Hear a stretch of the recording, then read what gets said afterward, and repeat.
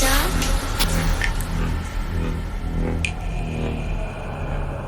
Are you scared? I can see you from behind.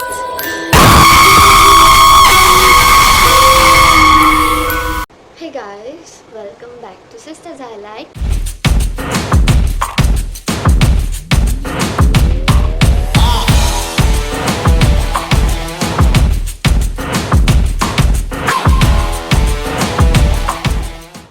চলে এসেছি আমি মুখিকা তোমাদের সাথে নতুন একটা ভিডিও শেয়ার করব বলে। আজকে আমি যে ভিডিওটা তোমাদের সাথে শেয়ার করব সেটা আমার কাছে খুব স্পেশাল একটা ভিডিও। মানে আমি এই ভিডিওটা অনেক দিন ধরে করব ভাবছি, বাট করা হচ্ছিল না। আমি অনেক বিদেশি ইউটিউবার্সদের দেখেছি এই রকম কনসেপ্টে ভিডিও বানাচ্ছে তারা, তো আমারও একটু ইচ্ছে হয়েছে যে এইরকম কনসেপ্টে আমিও একটা ভিডিও করি। তোমরা আশা করি ভিডিওর থাম্বনেল আর টাইটেল দেখে আর আমার এই গেটআপ লুক দেখে একটু মানে ধারণা করে নিয়েছো। তো আজকে আমি যেটা করব সেটা হচ্ছে আমি একটা মেকআপ করব আর একটা স্টোরি বলবো তোমাদের সাথে। অবভিয়াসলি সেটা একটা হরর স্টোরি, আর আমি যে মেকআপটা করব সেটাও একটা হরর মেকআপ। মানে যেই স্টোরিটা বলবো সেই ক্যারেক্টারেই আমি একটা মেকআপ করব। আমি নতুন একটা সিরিজ তৈরি করছি, তো এই সিরিজটার নাম কি দেওয়া যায় আমার মাথায় আসছে না। তোমরা সাজেস্ট করো যেটা সব থেকে ভালো হবে, আমি এই সিরিজটার নাম তাই রাখবো। আর পরবর্তীতে এইরকম সিরিজ যদি তোমরা আরও চাও, অবভিয়াসলি নিচে লাইক করো না, সরি, নিচে কমেন্ট করো, ভিডিওটাকে লাইক করো, শেয়ার করতে পারো যদি ভালো লাগে তবে। তো দ্য কনজিউরিং মুভির নাম আমরা বা তোমরা প্রত্যেকেই শুনেছো আই গেস। তো তোমাদের মনে আছে কিনা জানি না, সেই মুভিতে একটা ছোট্ট একটা পুতুলকে দেখানো হয়েছিল। সেই পুতুলটা দেখতে একটু ভয়ানক টাইপের ছিল। তো সেই পুতুলটার নামই হচ্ছে অ্যানাবেল, আর তার নামেই আজকের এই স্টোরিটা। এই ঘটনাটা ঘটেছিল 1970-তে।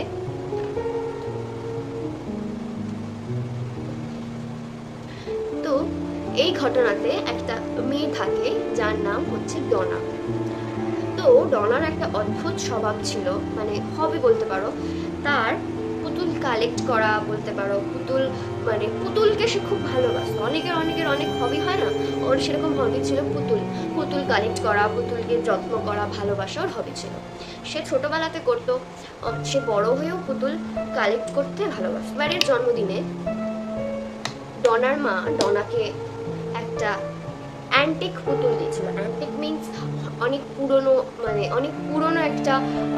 ডনা যে ছিল সে একজন নার্সিংয়ের স্টুডেন্ট ছিল। সে তার মা বাবার সাথে থাকতো না, সে থাকতো তার বান্ধবী অ্যাঞ্জির সাথে একটা অ্যাপার্টমেন্টে। তো যখন তার মা সেই পুতুলটা তাকে দিয়েছিল, সে ওই পুতুলটা নিয়ে সরাসরি সে তার অ্যাপার্টমেন্টে চলে যায়। এর পরের একদিন এমন একটা ঘটনা ঘটলো যে অ্যাঞ্জি আর ডনার সাথে, যেটা তারা একদমই ইগনোর করতে পারলো না। তারা দুজনেই নার্সিংয়ের স্টুডেন্ট ছিল। তো তারা কলেজ থেকে বাড়ি ফিরে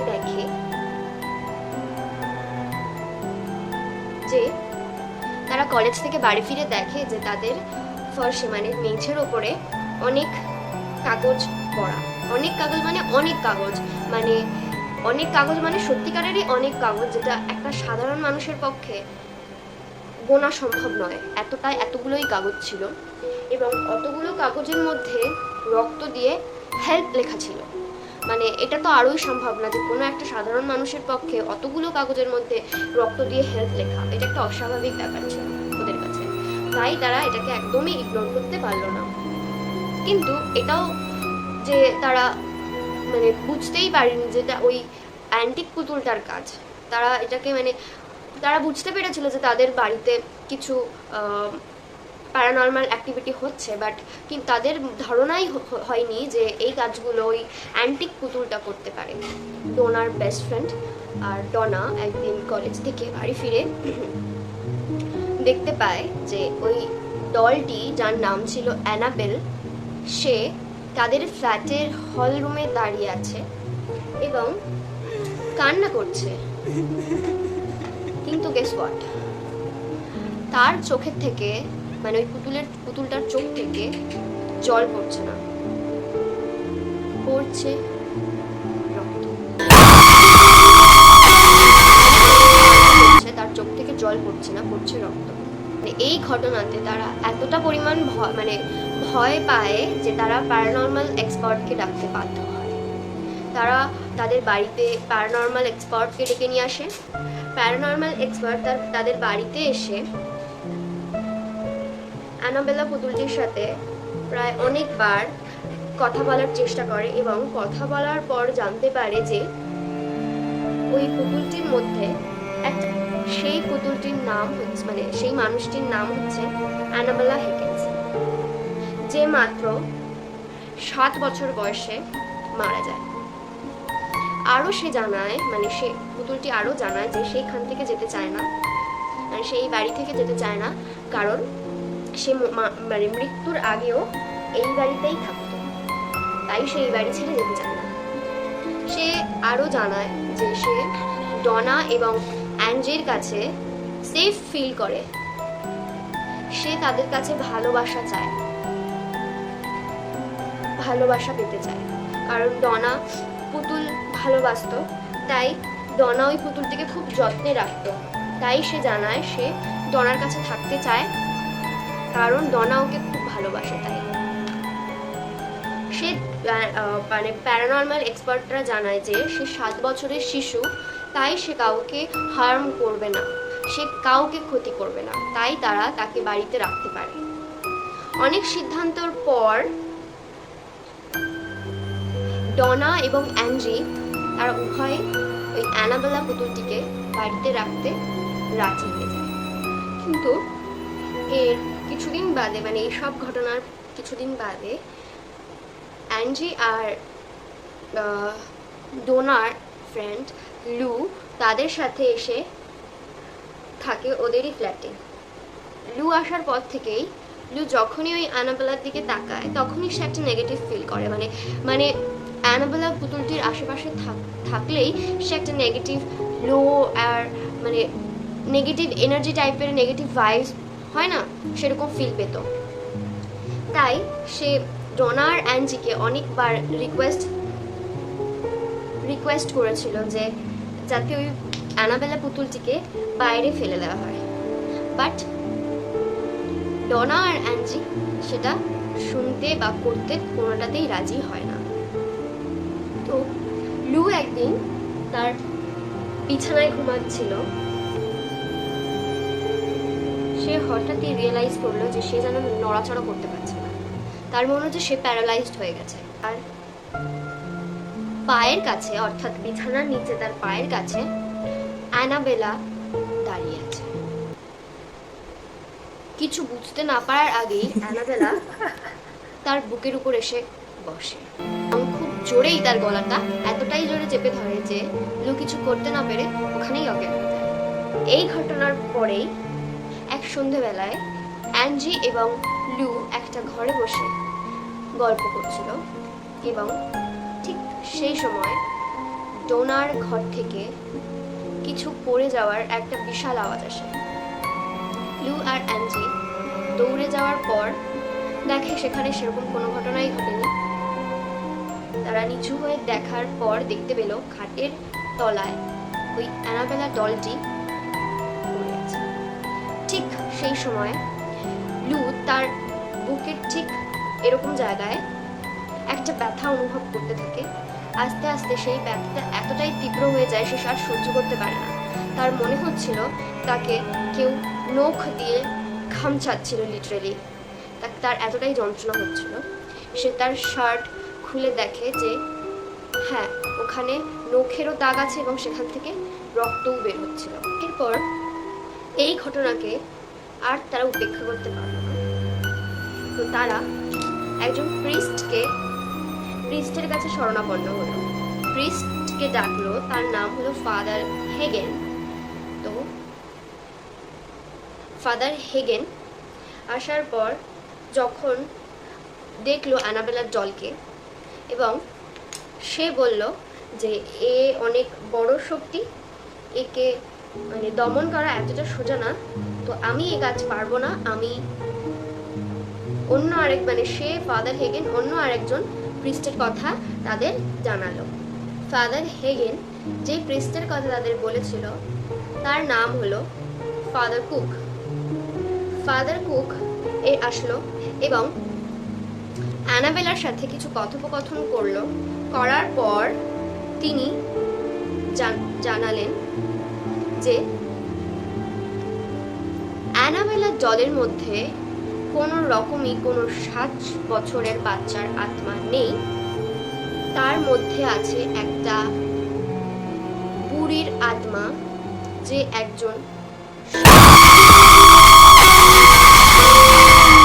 তার উদ্দেশ্য কোনো রকম ভাবেই ভালোবাসা পাওয়া নয়। তার উদ্দেশ্য ডনার শরীরকে কবজা করে তাকে মেরে ফেলা। তো এটা বলার পরেই সে একজন প্যারানর্মাল এক্সপার্টের সাথে যোগাযোগ করিয়ে দিল। মানে ফাদার কুক দুজন প্যারানর্মাল এক্সপার্টের সাথে যোগাযোগ করিয়ে দেয়, যার নাম হচ্ছে এড এবং লরেন ওয়ারেন। এড এবং লরেন ওয়ারেন আসে এবং অ্যানাবেলকে সাথে করে নিয়ে যায় তাদের সাথে। তবে অ্যানাবেল এড এবং লরেন ওয়ারেনের বাড়িতে গিয়েও বিভিন্ন রকম প্যারানর্মাল অ্যাক্টিভিটি করতে থাকে। তারা অ্যানাবেলের এই প্যারানর্মাল অ্যাক্টিভিটির জন্য বিরক্ত হয়ে যায় এবং তারা সিদ্ধান্ত নেয় যে তার উপরে এক্সরসিজম করবে। তো এক্সরসিজম করার জন্য একজন প্রিস্টকে ডাকা হয়, যার নাম ছিল ফাদার জসন ব্রাফোর্ড।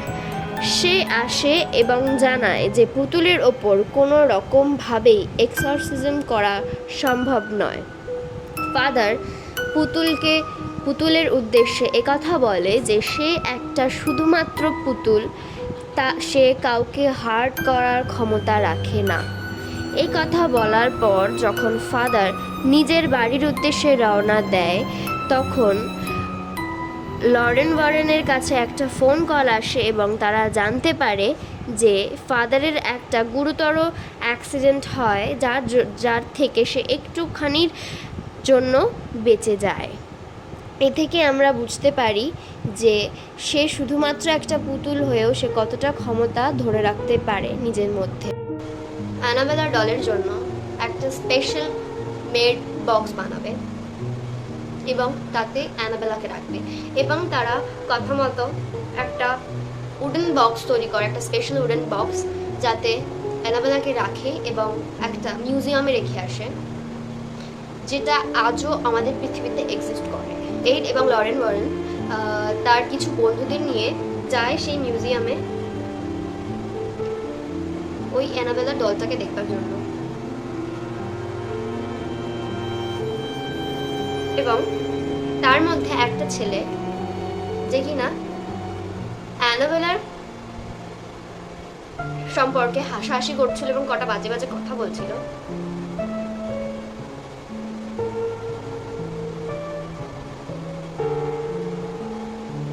তার বাড়ি ফেরার সময়, সে যখন তার বান্ধবীকে নিয়ে বাড়ি ফিরছিল, সেই সময় তার একটা গুরুতর অ্যাক্সিডেন্ট হয় এবং সেই অ্যাক্সিডেন্টে মেয়েটা তো বেঁচে যায়, কিন্তু ছেলেটার অনেক গুরুতর চোট লাগে। পরে জানা যায় যে তারা বাইকে করে ফেরবার সময়ও অ্যানাবেলা ডলের সম্পর্কে আলোচনা করছে। তো গাইস, এই গল্পটা এই পর্যন্তই, আর এই মেকআপটাও এই পর্যন্তই। তো তোমাদের এই সিরিজটা যদি ভালো লাগে তবে অবশ্যই লাইক করো, কমেন্ট করো, শেয়ার করো, আর অবশ্যই এই সিরিজের নামটা নিচে মেনশন করতে ভুলো না। যেটা আমার সব থেকে বেশি ভালো লাগবে আমি এই সিরিজের নাম সেটাই রাখবো। তো যদি আরও চাও এই সিরিজ, আর কোন সিরিজ চাও, কোন বিষয়ে এরকম স্টোরি চাও, অবশ্যই নিচে কমেন্ট করে জানাও। আমি সেই স্টোরি নিয়ে আবার নেক্সট সিরিজ চলে আসবে খুব তাড়াতাড়ি। আর এবার থেকে কোনো ডিলে হবে না ভিডিওতে, পরপর ভিডিওই আসবে। তো জানিও অ্যানাবেলার স্টোরিটা কেমন লাগলো আর অ্যানাবেলার মেকআপটা কেমন লাগলো। Are you afraid of the dark?